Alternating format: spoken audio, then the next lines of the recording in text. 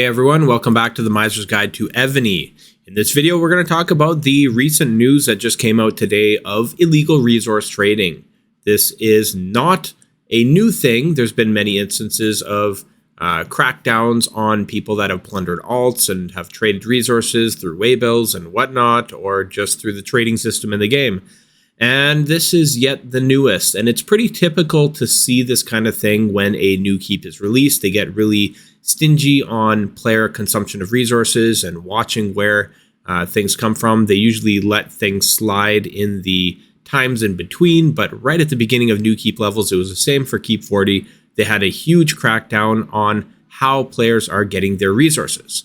So players that continued to loot resources after the last warning, a month or two ago, where they were hit again, and they had alts that were emptied of resources or lost their gems. Even the main accounts had keep rollbacks where they'd go from like keep 35 to keep 33, or they would lose their troops or a certain amount of their troops. They would lose their gems, they would lose resources, and whatever else that the Evony developers decided to do as punishment. What's most interesting to me about all this is that on my Discord, there are claims of players that are high keep level, like 43, 44, that they were completely untouched no matter how many alts they looted. From the discussion, the policy only seems to be in effect if you are not a whale, meaning that if you spend a ridiculous amount on this game, you seem to be completely exempt from the rules. There are players that are like Keep 44 that looted many hundreds of billions of resources from alts, and they went completely untouched. If you know more about this, please leave some details in the comments, as I'm only hearing about this secondhand.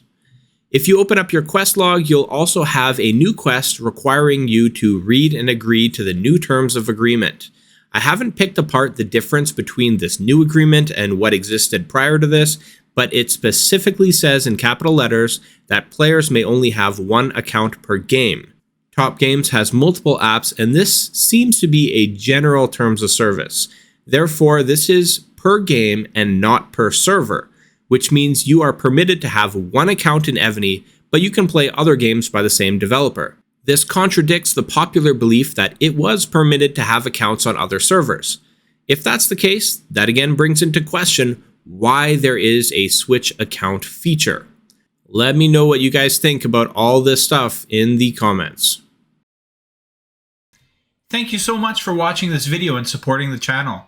If you liked what you saw, please consider hitting the like button and checking out other videos on the Miser's Guide to Evony. I'll see you in the next video.